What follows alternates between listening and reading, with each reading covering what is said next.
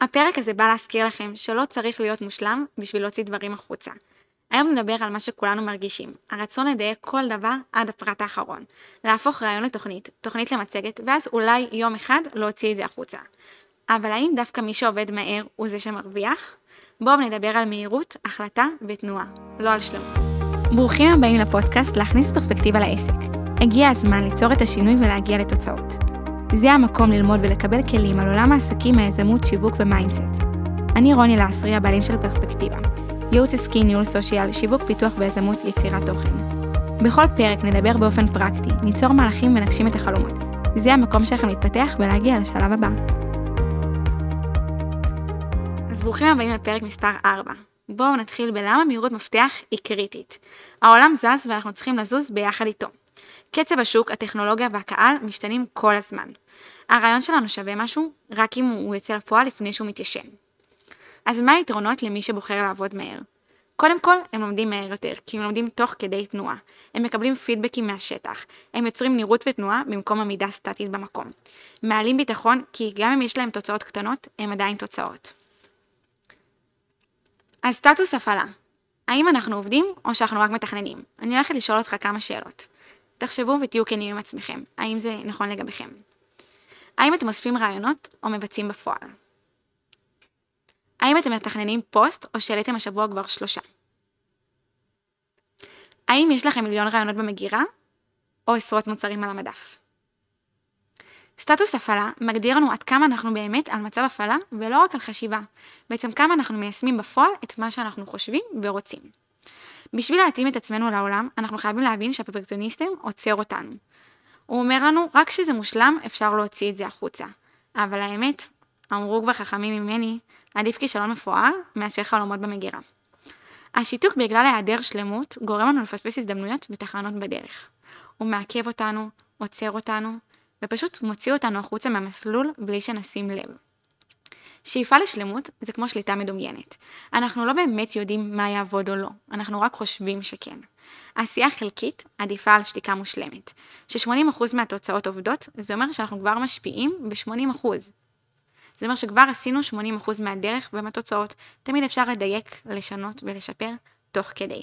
לקהל לא באמת אכפת אם הפונט במצגת הוא מושלם. אכפת לו מהערך שהוא מקבל מאותה מצגת, סדנה או שיעור. אני רוצה לספר לכם דוגמה אישית.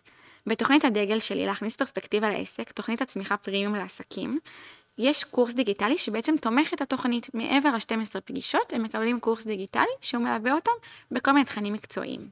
כשהוצאתי את הקורס לאוויר, הוא לא היה מושלם. ידעתי שאני רוצה לעשות הרבה שינויים בשיעורים, בתוכן ובמרצים שהולכים להיות.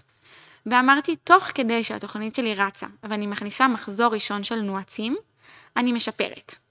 אני לא מחכה שזה יהיה מושלם. אם אני אחכה שזה יהיה מושלם, זה אומר שיהיה לי שנה שלמה, אני לא אעבוד, כי ייקח לי זמן לבנות את כל המצגות, ולהשיג את כל המרצים שאני רוצה, ולהקליט, ומלחמה, ושינוי שגרה. מה בעצם קרה? הלקוחות שנרשמו לתוכנית קיבלו מחיר הנחה, כי הם ידעו שהקורס הולך להיות בתהליך עבודה. שיקפתי להם, לא שיקרתי, סיפרתי להם מה הולך להיות, ושהם כרגע נהנים ממחיר הרבה יותר זול. הדבר הבא שהם קיבלו, שהם בעצם זוכים את כל התכנים. הם קיבלו את התכנים שהיו בעבר, ואת התכנים שיש היום. אם הייתי מחכה, הייתי מושבתת, ובמקום זה הכנסתי כסף, הכנסתי נועצים, שיניתי לכמה עסקים את החיים. אז הכנתי לכם כמה טיפים לפרקטיקה לעבודה מהירה ומדויקת. הדבר הראשון, לעבוד לפי טיוטה ואז לשפר, לכתוב ואז לערוך. הדבר השני, הגבלת זמן, לקבוע לעצמכם דיידליינים, ותקבעו לעצמכם דיידליינים קשוחים. הרבה פעמים שאנחנו מתחייבים לעצמנו, אנחנו לא עומדים בהתחייבות. תחליטו שזה ההתחייבות שלכם, שאתם עומדים. אם הייתם קובעים את זה מול בוס, מול מישהו אחר, כנראה שהייתם עושים את זה בזמן. הדבר השלישי, זה להוציא גרסה ראשונה. במקום להוציא משהו מפורט, תוציאו מוצר קטן. אל תעשו עכשיו חוברת הפעלה כל כך מסובכת, תעשו בעיה קטנה שפותרת משהו קטן, ממש מיני מוצר. תכתבו טוב מספיק ותשחררו. תשאלו, האם זה עוזר ללקוח שלי כבר עכשיו? אם כן, אפשר להוציא את זה לעולם. תתכננו תוך כדי עשייה, ולא לפני. אל תתכננו מראש איך המצגת הולך להיראות. תוך כדי שאתם כותבים אותה, תעצבו, תסדרו, תסגננו, הכל בסדר. אני רוצה להקריא לכם פוסט שהעליתי לעמוד אינסטגרם שלי די מזמן. הפוסט הולך ככה. אמא שלי תמיד אומרת וצודקת, האויב של הטוב הוא הכי טוב. כשאני מסתכלת על רשימת המטרות והשאיפות שלי, תמיד יש דברים שאני מדלגת עליהם ועוברת הלאה. עצרתי רגע לחשוב למה. הרי ברור שאלו הדברים שהכי יכולים לקדם אותי, אז למה אני בוחרת לדלג עליהם כל פעם? זה אולי יושב על הפחד משלמות, אבל עדיף לעשות הרבה דברים שהם 80% מאשר לא לעשות כלום. אולי אני לא יודעת איך לעשות את זה, אבל אם אני לא אנסה, אני לא אדע לעולם. החלטתי להוציא את הדברים, ליצור מערכת, להפעיל שיטות, לדייק תוך כדי פעולה, כי חוסר פעולה משתק ולא מקדם. אז כמה המלצות ותובנות שאני רוצה שתיקחו מהפרק. קודם כל, המשימה הראשונה שלכם זה לבנות אקסל ניהול משימות. הכנתי לכם ממש אקסל מסודר שהעמודות שלו הולכות ככה: משימה, מהות, אחראי, תגב, דדליין, סטטוס והערות. מה הכוונה? משימה, בעצם מה אני צריך לעשות? מהות, לפרט, להסביר, לרשום הערות אם יש, את כל מה שצריך להיות, לאיזה לקוח זה מיועד.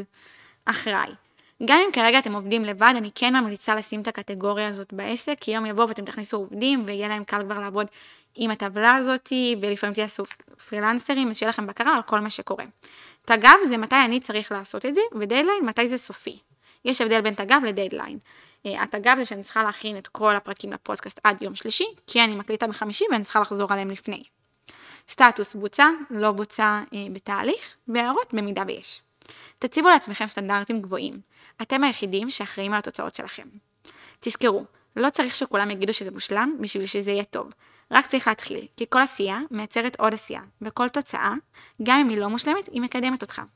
והכי חשוב, לא כל מה שמצליח הוא כישלון. לפעמים זה תחנה, שיעור או חידוד, הכנה לדבר הבא.